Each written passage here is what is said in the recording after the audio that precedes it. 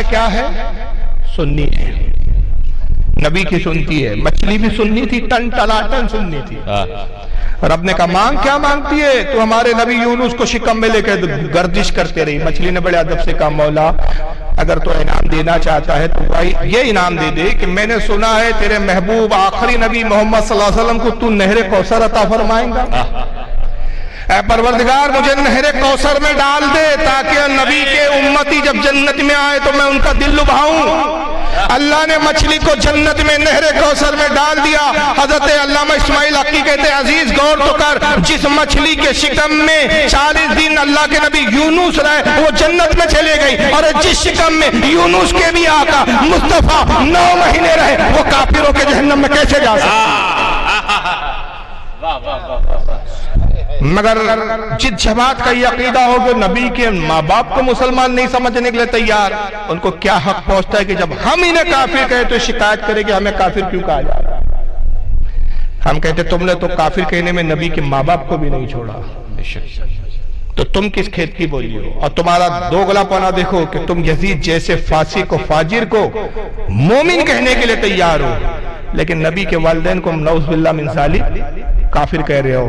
اور یہ ایک اہل حدیث مولوی صاحب ہے، ذرا ان کو بھی سن لیجئے، ان کا نام ہے فیض احمد صاحب۔ صلی اللہ علیہ وسلم نے ایک دعا کی، اور دعا کی اللہ نبی اکرم صلی اللہ علیہ وسلم نے ایک دعا کی، اور دعا کی اللہ میں اپنے والدین کی قبر کی زیارت کروں۔ آپ صلی اللہ علیہ وسلم فرماتے ہیں مجھے اس کی اجازت نہیں ملی۔ اس کے بعد آپ ایک مرتبہ فجر پڑھے اور صحابہ کو جمع کیا اور کہا اب تم قبروں کی زیارت کیا کرو، میں نے اللہ سے پہلے دعا کی تھی قبر کی زیارت کی اپنے والدین کی، مجھے اجازت نہیں ملی، لیکن اب مجھے اجازت مل گئی ہے، لہذا عبرت حاصل کرنے کے لیے قبروں کی زیارت کیا کرو۔ اس حدیث معاذ اللہ میں یا روک رہا ہوں ابھی، یہ نیم مولوی خطرہ ایمان کیا بولتا ہے؟ حضور صلی اللہ علیہ وسلم نے اللہ سے دعا کی مولا مجھے اپنے والدین کی قبر کی زیارت کی اجازت دے۔ اللہ نے پہلے تو اجازت نہیں دی، پھر بعد میں اجازت دے دی، پھر حضور گئے اپنے والدین کی قبر پر۔ تو اس سے حدیث سے یہ پتا چلا کہ کافر کی قبر پر عبرت کے لیے جانا جائز ہے۔ یعنی نبی کے ماں باپ کس کام کے لیے رہ گئے تھے؟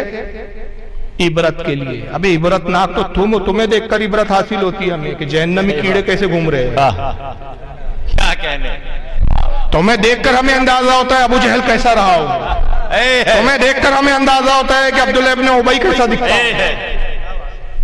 تمہاری حالت یہ، اور تم نبی کے بابا کو باعث عبرت کہتے ہو، شرم نہیں آتی؟ تمہارا دل کلیجہ نہیں کاٹتا؟ پتہ چلا کہ قبروں کی زیارت عبرت کے لیے کرنا چاہیے۔ یاد رکھیے یہ ان وہابیوں کا عقیدہ ہے۔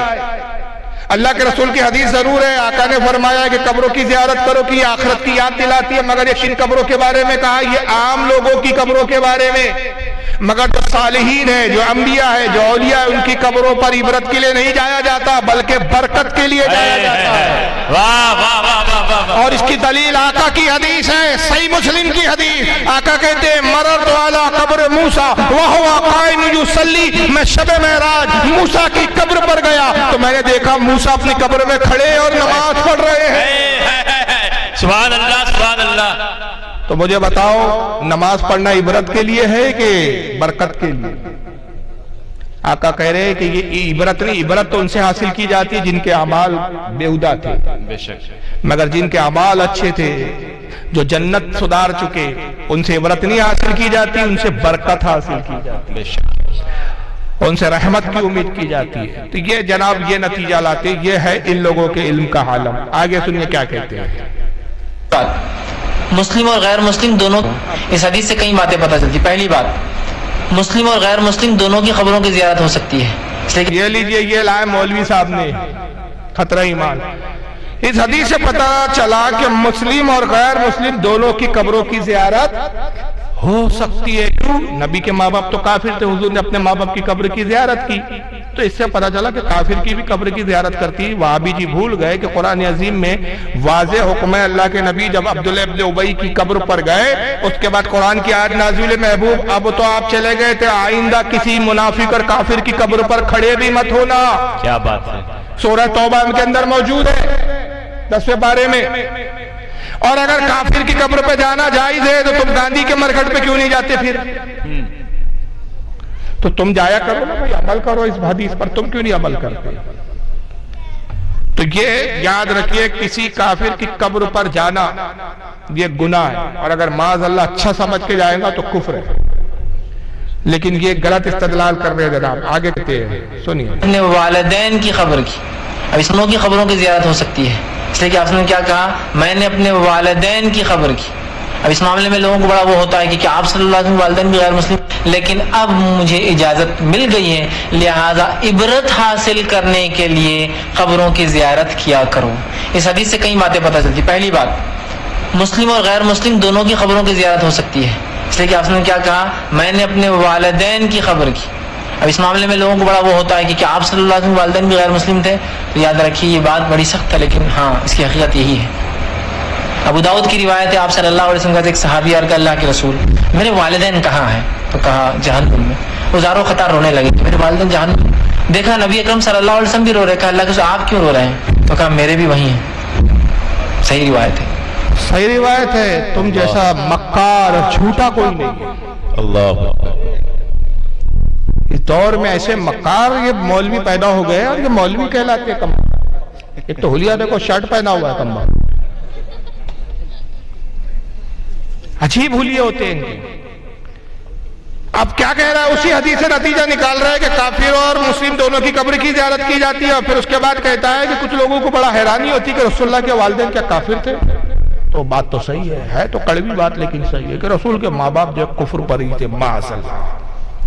یہ نبی کے ماں باپ کو دیکھو کتنے دھڑلے سے کافر کہتے ہیں، لیکن ان کو کافر بولو تو چہرے کا جغرافیہ بگاڑنے لگتا ہے۔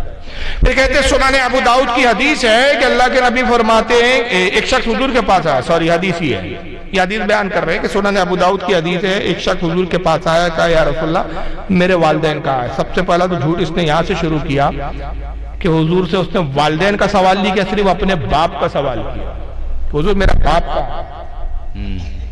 والدین بولے تو ماں اور باپ کو والدین کہتے ہیں، ماں کا سوال ہی نہیں ہے، سوال کس کا ہے؟ صرف باپ کے بارے میں۔ یا رسول اللہ میرا باپ کہاں ہے؟ حضور نے فرمایا جہنم میں۔ وہ رونے لگا، حضور کی بھی آنکھوں میں آنسو آ گئے، کہا کہ تو غم نہ کر، میرا باپ بھی جہنم میں۔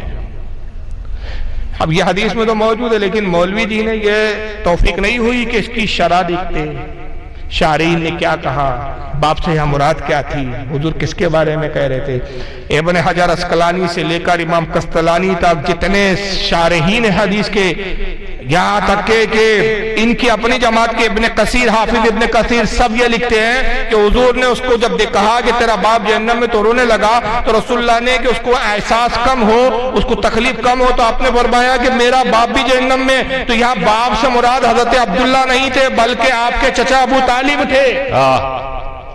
کیا بات! وجہ یہ بیان کرتے ہیں مفسرین کے، دوسری حدیث میں آقا فرماتے ہیں کہ چچا باپ کے مثل ہوتا ہے، اور عرب میں چچا کو بھی باپ کہنے کا رواج تھا۔ ارے حضرت عبداللہ نے تو نبوت کا دعویٰ ہی نہیں دیکھا، بھی رسول کی نبوت کا اعلان ہی نہیں سنا، نبی کو پایا ہی نہیں، تو پھر کافر کیسے ہو گئے تھے؟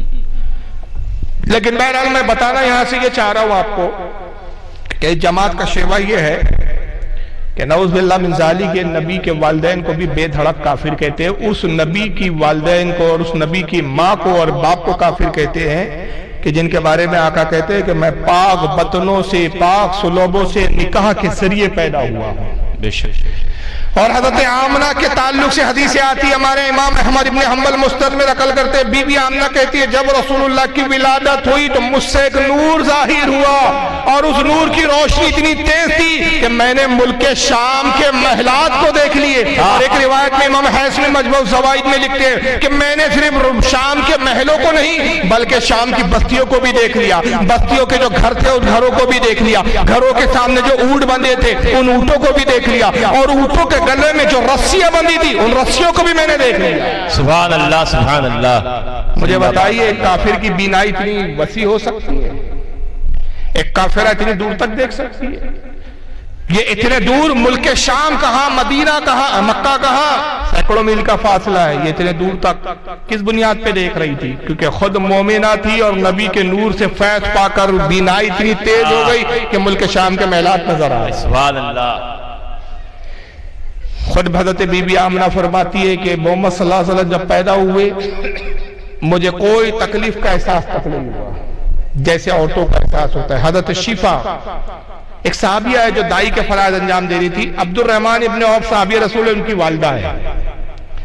حضرت شفا فرماتی ہے کہ بی بی آمنہ کے جب ڈیلیوری کا وقت آیا، بچے کو تولد ہونے کا وقت آیا، میں اس وقت دائی کے فرائض انجام دے رہی تھی، میں دائی کی حیثیت تھی، میں نے دیکھا محمد پیدا ہوئے سجدے کی کیفیت میں تھے، میں نے دیکھا کہ محمد صلی اللہ علیہ وسلم ناف بریدہ تھے، ناف کٹی ہوئی تھی، ختنہ شدہ تھے، آپ کا جسم پاک اور طاہر تھا اور آپ کے بدن سے خوشبو آ رہی تھی، سبحان اللہ سبحان اللہ، آپ پر خون اور وہ سب ناپاکی نہیں تھی جو بچے کی ولادت کے وقت ہوتی ہے، اس لیے کہ نبی خود فرماتے ہیں نبی کے نطفے بھی پاک ہوتے ہیں، نبی کا خون بول و پیشاب بھی پاک ہوتا ہے، بول و براز بھی پاک ہوتا ہے، اور نبی کے ماں باپ کے بھی نطفے پاک ہوا کرتے۔ سبحان اللہ سبحان اللہ۔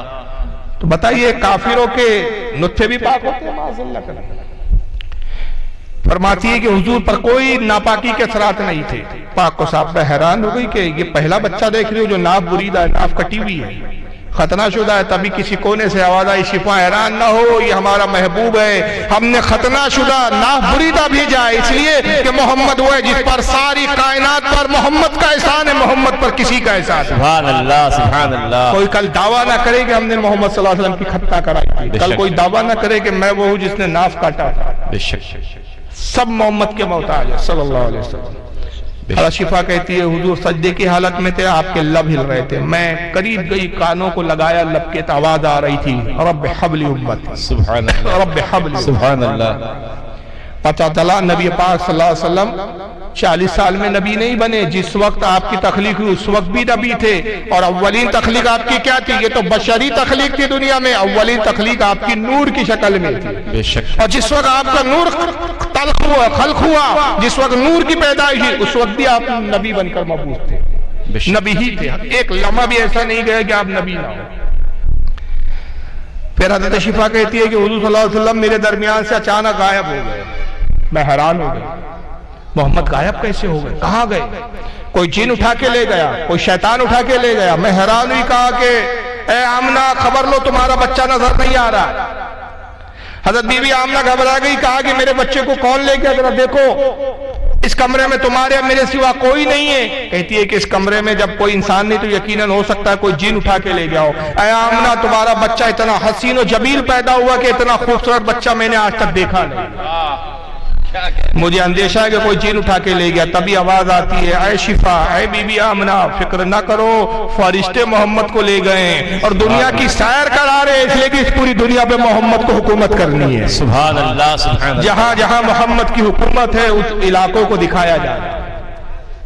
آقا فرماتے ہیں کہ جانتے ہو لوگوں، جب میں پیدا ہوا تو مجھے کون لے گیا تھا میری ماں کے پہلو سے؟ صحابہ عرض کرتے اللہ رسول بہتر جانے، فرمایا جبریل تھے وہ، سبحان اللہ۔ فرشتوں کے ساتھ آئے، 70,000 فرشتوں کی جماعت تھی، جبریل مجھے اٹھا کے میری والدہ کے پہلو سے غائب ہو کر لے گئے، اور پھر مجھے ایک ایسے مقام پر لے گئے کہ جو حصہ نہ زمین تھا نہ آسمان تھا، ایک الگ ہی دنیا تھی۔ وہاں ایک ترازو قائم کیا گیا، اس ترازو میں ایک پلے میں مجھے رکھ دیا، دوسرے پلے میں میری امت کو رکھا گیا، 2 امتی کو رکھا گیا، میرا وزن بھاری تھا، پھر 4 امتی کو رکھا گیا، میرا وزن بھاری تھا، پھر 8 امتی کو رکھا گیا، میرا وزن بھاری تھا۔ ہر بار میری امت کو دگنا کرتے گئے حتیٰ کہ پوری امت کو ایک پلے میں رکھ دیا۔ قیامت تک جو میری امت میں پیدا ہونے والے سب کو ایک پلے میں رکھا، دوسرے میں مجھے رکھا، میں سب پہ وزنی تھا۔ تو جبریل نے کہا فرشتوں اب وزن کرنا چھوڑ دو، خدا کی قسم اگر پوری کائنات ایک پلے میں رکھ دو تو محمد سب پر بازی اور وزنی ہے۔ سبحان اللہ، نعرہ تکبیر۔